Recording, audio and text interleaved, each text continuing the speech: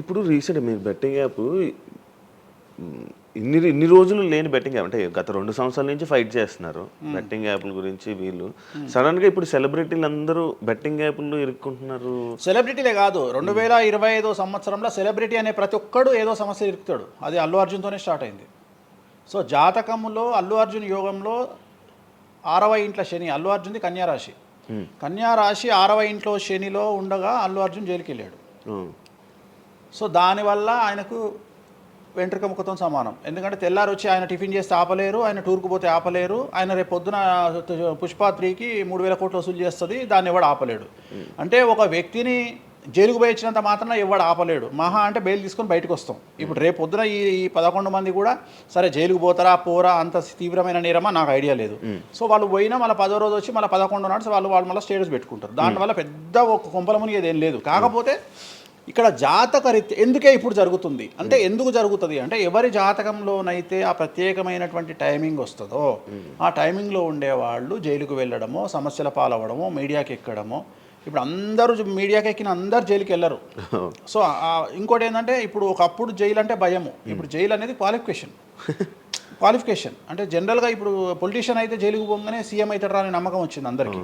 అట్లనే కొన్ని నమ్మకాలు వచ్చినాయి. ఇప్పుడు అల్లు అర్జున్ పోయి వచ్చిండు, ఏమైంది? సో అదే సినిమా ఇంకా ఆయన అనుకున్న దానికంటే ఇంకా కొద్దిగా ఎక్కువ డబ్బులు వసూలు చేసింది. సో ఇప్పుడు వీళ్ళు కూడా అంతే. కాకపోతే జాతకాల్లో చూసుకోవాల్సింది ఎందుకు ఇట్లాంటివి జరుగుతాయంటే అష్టమ శని అంటే 8వ ఇంట్లో శని వచ్చినప్పుడు, 6వ ఇంట్లో శని వచ్చినప్పుడు, 12వ ఇంట్లో శని వచ్చినప్పుడు, 1వ ఇంట్లో శని వచ్చినప్పుడు, 6వ ఇంట్లో గురువు వచ్చినప్పుడు, 12వ ఇంట్లో గురువు వచ్చినప్పుడు ఇలాంటి సంఘటనలు వ్యక్తిగతమైన జీవితంలో జరిగే అవకాశాలు ఉంటాయి. ఇప్పుడు ఏదైతే కన్యారాశికి ఈ నెల 30 వరకు బ్యాడ్ ఉందో అది తులారాశికి షిఫ్ట్ అవుతుంది 1వ తారీఖు నుండి. అంటే ఏప్రిల్ 1వ తేదీ నుండి రాబోయే 2.5 సంవత్సరాల పాటు తులారాశి సెలబ్రిటీలు ఎవరైతే ఉంటారో వాళ్లకు సేమ్ సంచలనాలు, జైలుకు వెళ్ళడాలు ఇలాంటి సమస్యలు అనేటువంటివి రాబోతున్నాయి. వేణుస్వామి గారు చేసిన తప్పులకి నలిగిపోతూ ఆయన మీద జరుగుతున్న ట్రోల్స్ తీయించడానికి లక్షలు ఖర్చు పెడుతున్నాడనే పబ్లిక్లో టాక్ అనేది నడుస్తుంది. అది ఎంతవరకు నిజం? అసలు పట్టించుకొని అవి ఎంజాయ్ ట్రోల్స్ని ఎంజాయ్ చేస్తారా? ట్రోల్స్ని ఎంజాయ్ చేస్తాను నేను. ట్రోల్స్ని ఎంజాయ్ చేస్తాను నేను. ఎందుకు అంటే నేను నమ్మేది ఏంటంటే any publicity is good publicity అని నమ్మే వ్యక్తిని నాకు. నేను అనే పాయింట్ ఏంటంటే ఒక అంబానీ ఫ్యామిలీ పెళ్లిళ్ళు చేసుకున్నారు, 5,000 కోట్లు ఖర్చు పెట్టి పెళ్లిళ్ళు చేసుకోవడానికి ప్రధానమైన కారణం ఏంది? పబ్లిసిటీ పిచ్చి. వేణుస్వామికి 500 కోట్ల పబ్లిసిటీ ఫ్రీకి వచ్చినప్పుడు ఎందుకు వద్దంటాడు? పిచ్చి నా కొడుక వేణుస్వామి అన్నా? కాదు కదా. ఒక ప్రైమ్ టైంలో 7 గంటలకు నేను ఒక ఛానల్లో అరగంట షో కొనాలంటే నాకు కనీసం ₹1,00,000 అవుతుంది. నేను పిచ్చి నా కొడుకునా? నాకు వచ్చే పబ్లిసిటీ ఎంత ఎక్స్ట్రీమ్ పబ్లిసిటీ వస్తుంది. నేను ఎప్పుడు బాధపడతా? నా లైఫ్ డిస్టర్బ్ అయినప్పుడు బాధపడతా, నా ఫైనాన్షియల్ రూట్ ఆగిపోయినప్పుడు బాధపడతా. ఇప్పుడు నేను 12వ సంవత్సరంలో సినిమా ఇండస్ట్రీకి వచ్చిన. నా కమాండింగే మీడియా, నా కమాండింగే సినిమా ఇండస్ట్రీ, నా కమాండింగే పొలిటికల్, నా commanding all aspects of life. అలాంటి నేను నా జాతకాన్ని అంటే ఏం తెలియకుండానే బ్లైండ్గా వచ్చి మీడియా ముందర మాట్లాడేసి దొబ్బులు తిని వెళ్ళిపోదాం అనుకుంటున్నా? అంటే నాకంటూ కొన్ని క్లారిఫికేషన్స్ ఉంటాయి కదా. ఇప్పుడు ఉదాహరణ, ఇప్పుడు ఒక వ్యక్తి మీద ఒక లీగల్ అలిగేషన్ వచ్చినప్పుడు వాడు యాంటిసిపేటరీ బెయిల్ తీసుకుందామా, లాయర్ను మాట్లాడుకుందామా, ఏం చేద్దాం అని ఆలోచిస్తాడు కదా. అట్లనే మనం అడవిలోకి వెళ్ళేటప్పుడు టైర్ పంక్చర్ అయితే ఏం చేస్తామని ఆలోచించుకుంటాం కదా. అట్లనే ఒక అడవిలో ట్రావెల్ చేసినప్పుడు మనం ఆలోచించుకొని ట్యాంక్ డీజిల్ ఫుల్ చేయించుకుంటాం కదా. సో అట్లా నాకు ఉండవు ఆలోచనలు. నేను ఆలోచించుకోకుండానే ఇలాంటి పనులు చేస్తున్నా. సో వేణుస్వామిని దెబ్బ కొట్టాలి అన్నా, ఎవరిని దెబ్బ కొట్టాలన్నా ఫైనాన్షియల్గా దెబ్బ కొట్టాలి. బట్ నేను అవకాశం అవతల వాడికి ఇయ్యాను. కారణం ఏంటంటే ఒక ఎలుకలాగానో, ఒక పాములాగానో, ఒక ఎలుక కానీ పాము కానీ తన శత్రువుల దాడి నుండి బయటికి రావాలంటే 7 నుండి 8 బొక్కలు చేసుకుంటుంది ఒక హోల్లో. అంటే ఇటు రాడ్ పెడితే ఇటు వెళ్ళిపోతుంది, ఇటు రాడ్ పెడితే ఇటు వెళ్ళిపోతుంది. సో అట్లనే నేను ఒక 4-5 రకాల ఆర్థిక వనరులను ఏర్పాటు చేసుకున్నా. నా మెయిన్ ఇది కాదు. ఇది కాకుండా ఇంకా 4-5 రకాల ఆర్థిక వనరులను ఏర్పాటు చేసుకున్నా. ఈరోజు దుకాణం బంద్ చేయమంటే ఇదే క్షణంలో దుకాణం బంద్ చేసి కాలు మీద కాలేసుకొని నా పనులు నేను చేసుకుంటా. సో అంత కంఫర్టబుల్ జోన్లో ఉన్నా నేను.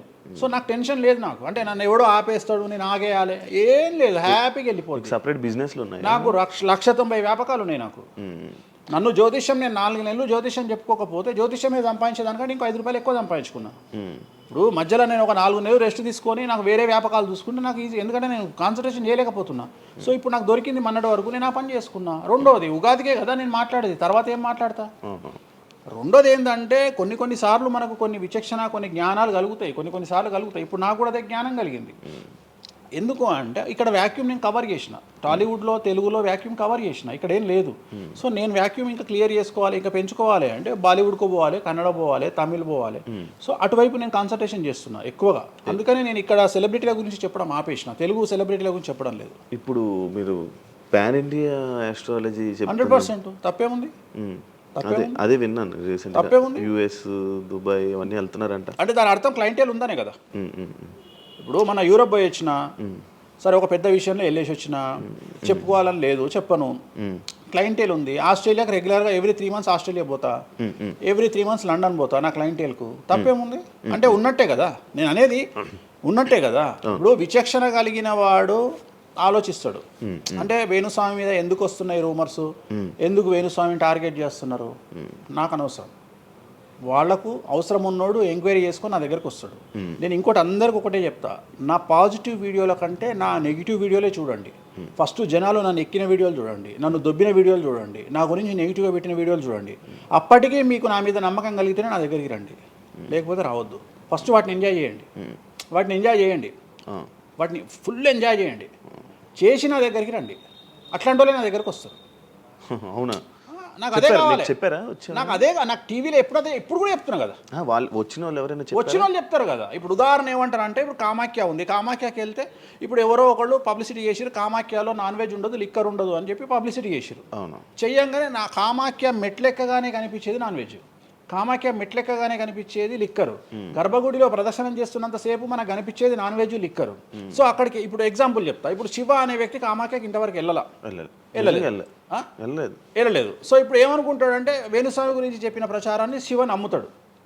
నాకు అదే కావాలి, ఇప్పుడు నమ్మడమే కావాలా. కానీ శివ నెల తర్వాత కామాఖ్యకి వెళ్తాడు. వెళ్ళిన తర్వాత ఎక్కడ చూసినా అడుగున నాన్ వెజ్, లిక్కర్ కనిపిస్తుంది శివకు. శివకు లాస్ట్కు ప్రసాదం కూడా నాన్ వెజ్ ఇస్తారు, ప్రసాదం కూడా లిక్కరే ఇస్తారు. అంటే తాగున ఆయన అని చెప్పి చేతిలో పోస్తారు. అంటే తీర్థంలో లిక్కర్ పోసి మీకు తీర్థం ఇస్తారు, మీరు తీర్థం తాగుతారు, లిక్కర్ పోసిరు. అప్పుడు ఒకసారి మీకు గుర్తొచ్చేది ఎవరు? వేణుస్వామి. ఓహో, వేణుస్వామి చెప్పింది 100కు 100% నిజము. అంటే మనం మూర్ఖులము, ఇన్ని రోజులు నమ్మింది, మనం తప్పు చేసినాం వేణుస్వామి విషయంలో. అక్కడికి వెళ్ళే వాళ్ళు క్షుద్ర పూజలు వీళ్ళు వాళ్ళు వెళ్తుంటారు. అసలు క్షుద్రం అంటే ఏంది? క్షుద్ర పూజలు శ్మశానంలో చేస్తారు. ఇవి వామాచార పూజలు. మందులలో, అలోపతి మందుల్లో రెగ్యులర్ మందులు స్టిరాయిడ్స్ లాగా స్టిరాయిడ్స్ అనేవి ఇవి. సో నాలెడ్జ్ లేకపోతే నిమ్మకాయలు పెట్టిన ప్రతి చోట క్షుద్ర పూజ అంటే, శ్రీకాళహస్తిలో నిమ్మకాయలతోనే పూజ చేస్తారు. క్షుద్ర పూజ నాది అంటే వేణుస్వామి పూజలు చేయడం క్షుద్ర పూజలు, వామాచార పూజలు. నేను అనేది ఏంటంటే, నేను అది ఇప్పుడు ఇందాక అదే చెప్పిన, అనేవాడు ఫిల్టర్ లేకుండా ఎన్నన్నా అనుకోని, ఒకవేళ అట్లా అనుకుంటే వేణుస్వామి క్షుద్ర పూజలు చేస్తే సోషల్ మీడియాలో ఎందుకు పెట్టుకుంటాడు? నా లైఫ్లో నేను చెప్పేది ఒకటే, నేను ఆస్ట్రాలజీలో కానీ బ్రాహ్మణ్ కమ్యూనిటీలో కానీ నేను సన్నీ లియోను. నేను నా బట్టలు నేనే ఇప్పుకుంటా, నేను ఎవ్వరిని ఇప్పనియ్యా, నా బట్టలు నేనే ఇప్పుకుంటా. నేను దొంగతనంగా ఇవాళ వరకు పూజ చేసినా, దొంగతనంగా చెయ్యలేదు. పైన పూజ అవుతుంది, మీరు కెమెరా తీసుకొని పోయి పెట్టుకోండి. నాన్ వెజ్ పెట్టిర్రు, లిక్కర్ పెట్టిర్రు, పైన పూజ అవుతుంది. సో మీ ఇష్టం వచ్చినవి తీసుకోండి. నేను శాస్త్రానికి విరుద్ధంగా చేస్తే అమ్మవారు నన్ను సర్వనాశనం చేస్తుంది. నాకెవడన్నా అడ్డొచ్చి అనవసరంగా అమ్మవారిని బద్నాం చేస్తే వాడు సర్వనాశనం అవుతాడు. Simple logic. ఇంట్లో పెద్ద ఏం లేదు, ఇంట్లో నేను పెద్ద గొప్పగా చెప్పుకునేదే లేదు. వామాచారాన్ని క్షుద్ర పూజలుగా భావించి మాట్లాడుకుంటే మీ కర్మ. ఇంకోటి, నేను ఎందుకు లైవ్లో పెడతా పూజలన్నీ, ఎందుకు పెడుతున్నా అంటే, నేను చేసేటి సక్రమమైనటువంటివి కాబట్టే పెడుతున్నా. ఇంకోటి, ఎక్స్ప్లోర్ చేసేవాడికి తెలుస్తాయి ఇవన్నీ. కామాఖ్య పోవాలంటే పోయేటప్పుడు 15,000, వచ్చేటప్పుడు 15,000, 30,000 రూపాయల ఫ్లైట్ టికెట్ ఎక్కి పోవాలి. ఒకప్పుడు 4,000 రూపాయల ఫ్లైట్ టికెట్ ఉంది వేణుస్వామి ప్రచారం చేయక ముందుకు. వారానికి ఒక్క ఫ్లైట్ ఉండే గౌహతికి. ఇవాళ ప్రతిరోజు పోవడానికి 3 ఫ్లైట్లు, రిటర్న్ రావడానికి 4 ఫ్లైట్లు వేణుస్వామి వల్ల ఏర్పడ్డాయి. ఇవాళ తెలుగు, మీరు కామాఖ్య టెంపుల్కి వెళ్తే ప్రతి 10 మందిలో 5 తెలుగు వాళ్ళే ఉంటారు, కర్ణాటక వాళ్ళు ఉంటారు, తమిళ వాళ్ళు ఉంటారు. సో ఇంత స్ప్రెడ్ అయింది కామాఖ్య. సో రెండవది, తెలియకుండా మాట్లాడే వాళ్ళ గురించి నేను మాట్లాడా, ఎక్స్ప్లోర్ చేసి మాట్లాడే వాళ్ళ గురించి నేను మాట్లాడతాను. మీరు కామాఖ్యకి వెళ్తే ఇప్పుడు గోవాలో ఏముంటుంది? ఉంటుంది. ఉదాహరణ బ్యాంకాక్ అనగానే ప్రతి నా కొడుకు మాట్లాడేది ఏంది? మసాజ్. హైదరాబాద్ కంటే గొప్పగా ఉంటుందా బ్యాంకాక్? నాకు తెలియదు. ఇండియా కంటే గొప్పగా ఉంటుందా బ్యాంకాక్? లేదు. మరి ఇప్పుడు అట్లాంటప్పుడు ఆడవాళ్ళు ఎందుకు పోతున్నారు? ఇప్పుడు బ్యాంకాక్కు ఆడవాళ్ళు విపరీతంగా పోతున్నారు. అంటే బ్యాంకాక్లో మసాజ్ కాకుండా బీచెస్, వైట్ శాండ్ బీచెస్ చాలా ఫేమస్, ఫ్రూట్స్ ఫేమస్, చెట్లు ఫేమస్, ఎంటర్టైన్ చేసే ప్లేసెస్ చాలా. అంటే మూర్ఖులు, నాలెడ్జ్ లేని వాళ్ళు బ్యాంకాక్ గురించి తప్పుగా మాట్లాడతారు. అట్లనే మన దగ్గర పెద్దాపురం ఉంది. పెద్దాపురం గురించి అదేనా ఇక దాని అర్థం? పెద్దాపురంలో బుట్ట భోజనం చాలా ఫేమస్. ఓకే, నేను ఎక్కడికి వెళ్ళిపోయాను. పెద్దాపురం అని ఉంది, బుట్ట భోజనం ఉంది. పెద్దాపురంలో బుట్ట భోజనం నాకు ఇష్టము, కొంతమందికి వేరే ఇష్టం. అంటే నేను అనేది ఏంటంటే మీ ఇష్టం వచ్చినట్టు. ఇప్పుడు చిలకలూరుపేట అని పేరు, అంత మాత్రం తప్పు పడతామా? అంటే మూర్ఖపు వేదవాళ్ళు మాట్లాడే మాటలకు నేను తీసుకోవాల్సినటువంటి పని నాకు లేదు. రెండవది, కాదేది విమర్శకు అనర్హం.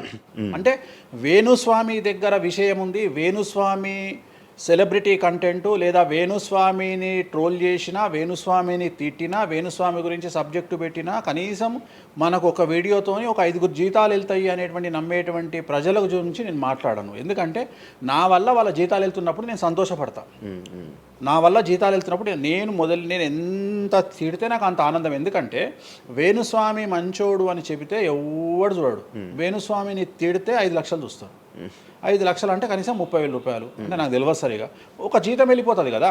సో నేను అనే పాయింట్ ఏంటంటే, నన్ను తిడితే నేను అసలు బాధపడను, నన్ను తిడితే నేను సంతోషపడతా. కారణం ఏంటంటే అట్లీస్ట్ ఆ వీడియోతోని నన్ను ఒక 1000 మంది అన్న గుర్తుపడతారు. ఇప్పుడు ఆస్ట్రాలజీ పరంగా నాకుండే గుర్తింపు నాకుంది, నేను కాదనను. కానీ ఇంకా నా గుర్తింపు నేను పెంచుకోవాలంటే ఎట్లా పెంచుకుంటా? నాతో అయిపోయింది. ఇంతకంటే నేను ఏం చేయలేను. ఇక నేను మ్యాక్సిమం చేసేసిన ఆస్ట్రాలజీలో.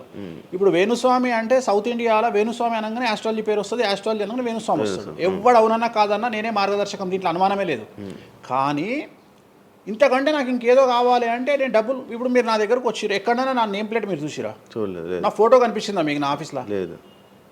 అది నా రేంజ్, అది నా రేంజ్. నాకు విజిటింగ్ కార్డు ఉండదు, నాకు నేమ్ ప్లేట్ ఉండదు, నాకు నా ఫోటో ఉండదు ఎక్కడ. అమ్మవారి ఫోటోలు, వెంకటేశ్వర ఫోటోలు తప్ప నా పర్సనల్ ఫోటోలు నేను ఎక్కడ పెట్టుకోను.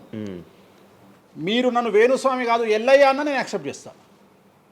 ఒకవేళ ఒక రోజు యాంకరింగ్లో ఒక ఆమె ఏం చేసిందంటే, అమ్మాయి ఇంటర్వ్యూ చేయబోతూ వేణుస్వామి కాకుండా ఏదో కొత్త పేరు చెప్పింది. కొత్త పేరు చెప్పి భయపడ్డది. అంటే నేను ఫ్లోలో చెప్పేసి భయపడ్డది. స్వామి తప్పు చెప్పినా అంటే నీ ఇష్టం వచ్చిన పేరు చెప్పుకోపో అన్న. జనాలకైతే నేను వేణుస్వామి అని తెలుసు కదా. ఇప్పుడు వేణుస్వామి బొమ్మేసి పుల్లయ్య అంటే అయితే వేణుస్వామి అనుకుంటారు కదా జనాలు. నేను అనేది అది. సో నాకు ఎంత విమర్శ చేస్తే ఐఎమ్ ఫీల్ హ్యాపీ. అదే మీ గురించి మీరు అంత క్రియేట్, జనాల్లో అందరికీ తెలుసు, అంత ఉంది ఆల్రెడీ. నేను మౌత్ పబ్లిసిటీని నమ్ముతా. మౌత్. రెండవది సింపుల్ లాజిక్. తెలుగు జనాలు అంత పిచ్చోళ్ళ. ఎక్కడ ఎవరి గురించి నెగిటివ్ పడుతుంది, ఏం పడుతుంది, ఎందుకు పడుతుంది, దీని వెనకాల ఏం జరుగుతుంది అని ఆలోచించలేనంత చవటలో నేను అనుకోను. ప్రతి యాడ్ను క్షుణ్ణంగా పరిశీలిస్తారు, ప్రతి టీవీలో టెలికాస్ట్ అయ్యే ప్రతిదీ క్షుణ్ణంగా పరిశీలిస్తారు, దీని వెనక వీళ్ళ మోటో ఏంది అనేది కూడా ఆలోచిస్తారు. సో చాలా సింపుల్గా అనలైజ్ చేస్తారు. సో అంత మాత్రాన నాకు వచ్చేదేముంది? జనాలు ఒకటి నన్ను విమర్శించేవాడికి లేదా నన్ను శత్రువుగా భావించేవాడు ఆ 2 రోజులు మందు ఎక్కువ తాగుతాడు, 2 పెగ్గులు, అంతకుమించి వాడు వీకేది ఏం లేదు. రెగ్యులర్గా తాగే మందు కంటే 2 పెగ్గులు ఎక్కువ తాగుతాడు, 2 ముక్కలు ఎక్కువ తింటాడు. ఎందుకంటే అబ్బా వేణుస్వామికి ఏదో అయిపోయింది అని. కానీ అంతకుమించి జరిగేది ఏముంటుంది? వేణుస్వామి మర్డర్ చేసినా, మానభంగం చేసినా రాజ్యాంగానికి అతీతంగా లోపలికి పోతాడు. అది కాకుండా 19(1) ప్రకారమే ఎవరికైతే జనాలకు స్వేచ్ఛ మాట్లాడే హక్కు ఉందో దాన్ని బేస్ చేసుకుని వేణుస్వామి మాట్లాడతాడు తప్ప వేణుస్వామి రాజ్యాంగాన్ని మీరి ప్రవర్తించేటువంటి పరిస్థితి లేదు. రాజ్యాంగానికి లోబడి ప్రవర్తిస్తాడు. సో ఆర్టికల్ స్పీచ్ 19(1) ప్రకారమే మాట్లాడతాడు. దీంట్లో ఎటువంటి సమస్యలు లేదు. నా వృత్తి ఆస్ట్రాలజీ. సో పర్ఫెక్ట్గా మాట్లాడుకుంటా. కానీ నా గురించి నెగిటివ్గా మాట్లాడే వాళ్ళు ఎప్పుడు కూడా నా శ్రేయోభిలాషులే. ఎందుకంటే వాళ్ళు నా స్థాయిని పెంచుతూ ఉన్నారు కాబట్టి నేను వాళ్ళని ఎప్పుడూ శత్రువులుగా భావించను.